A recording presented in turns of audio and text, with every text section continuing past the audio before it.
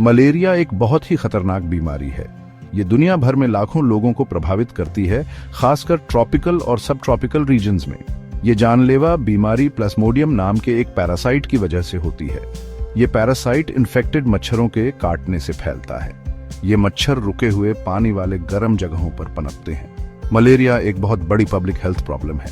इसकी वजह से बहुत से लोगों की मौत हो जाती है, खासकर छोटे बच्चों की। गर्भवती महिलाओं को भी इसका बहुत ज्यादा खतरा होता है। मलेरिया शरीर को कैसे इन्फेक्ट करता है, ये समझना इसके बचाव और इलाज के लिए बहुत जरूरी है। साइंटिस्ट्स इस ग्लोबल थ्रेट से लड़ने के नए तरीके ढूंढने में लगे हुए हैं। मलेरिया में बार बार बुखार, ठंड लगना और पसीना आता है। इसके दूसरे सिम्टम्स में सर दर्द, बदन दर्द और थकान शामिल है। ज्यादा सीरियस केसेस में मलेरिया से अनीमिया, ऑर्गन फेलियर और मौत भी हो सकती है। इसलिए बचने के लिए जल्दी डायग्नोसिस और ट्रीटमेंट बहुत जरूरी है। मलेरिया का असर सिर्फ एक इंसान की सेहत पर ही नहीं होता, ये इकोनॉमी को कमजोर कर सकता है और सोशल डेवलपमेंट को रोक सकता है। इस बीमारी का बोझ बहुत ज्यादा है, जो फैमिलीज, कम्युनिटीज और पूरे देशों को प्रभावित करता है।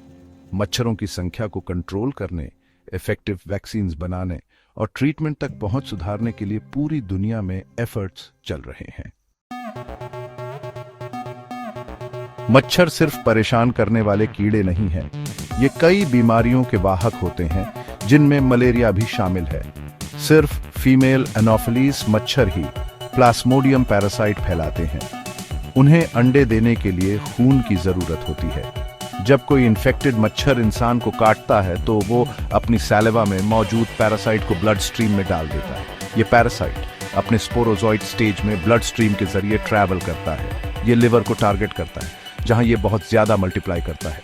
लिवर सेल्स के अंदर पैरासाइट्स तेजी से मल्टीप्लाई करते हैं और हजारों मेरोजॉइड्स बनाते हैं। फिर ये मेरोजॉइड्स ब्लड स्ट्रीम में वापस आ जाते हैं और रेड ब्लड सेल्स को इन्फेक्ट करने के लिए तैयार हो जाते हैं। रेड ब्लड सेल्स के अंदर जाने के बाद पैरासाइट्स अपना लाइफ साइकिल जारी रखते हैं। ये और ज्यादा मल्टीप्लाई करते हैं और आखिर में रेड ब्लड सेल्स को फोड़ देते हैं। इन्फेक्टेड रेड ब्लड सेल्स के इस सिक्लिकल रप्चर की वजह से मलेरिया के पेशेंट्स में बार बार बुखार आता है। मच्छर गर्म और ह्यूमिड एनवायरनमेंट्स में पनपते हैं। रुका हुआ पानी उनके लार्वे के लिए ब्रीडिंग ग्राउंड देता है। मलेरिया के ट्रांसमिशन को रोकने के लिए मच्छरों की संख्या को कंट्रोल करना बहुत जरूरी है। ये insecticide treated bed nets, indoor spraying और मच्छरों के ब्रीडिंग साइट्स को खत्म करके किया जा सकता है।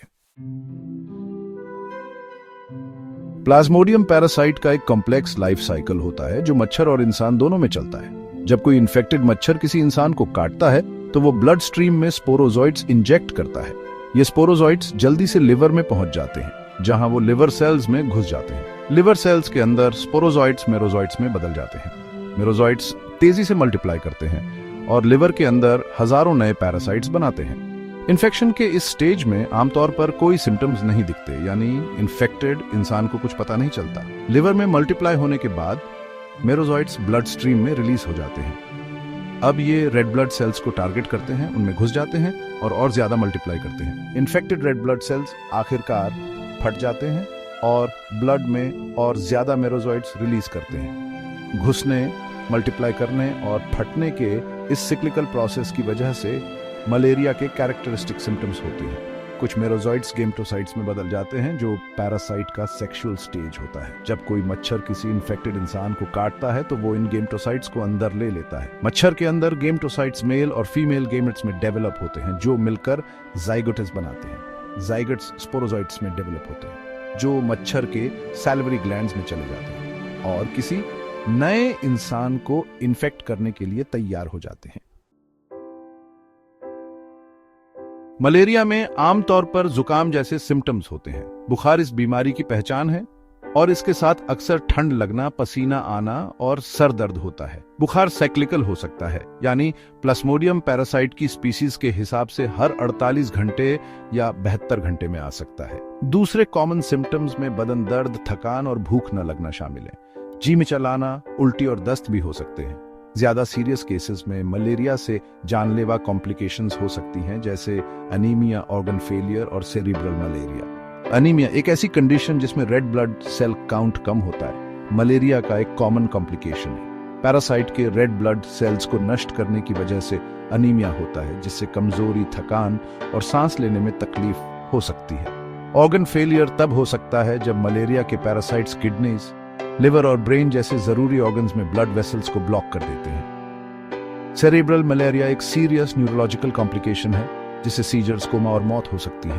कॉम्प्लिकेशंस को रोकने और बचने के चांसेस बढ़ाने के लिए जल्दी डायग्नोसिस और ट्रीटमेंट बहुत जरूरी है। मलेरिया का डायग्नोसिस एक ब्लड टेस्ट के जरिए होता है जो पैरासाइट को डिटेक्ट करता है। ट्रीटमेंट में आमतौर पर एंटी मलेरियल दवाइयां शामिल होती हैं।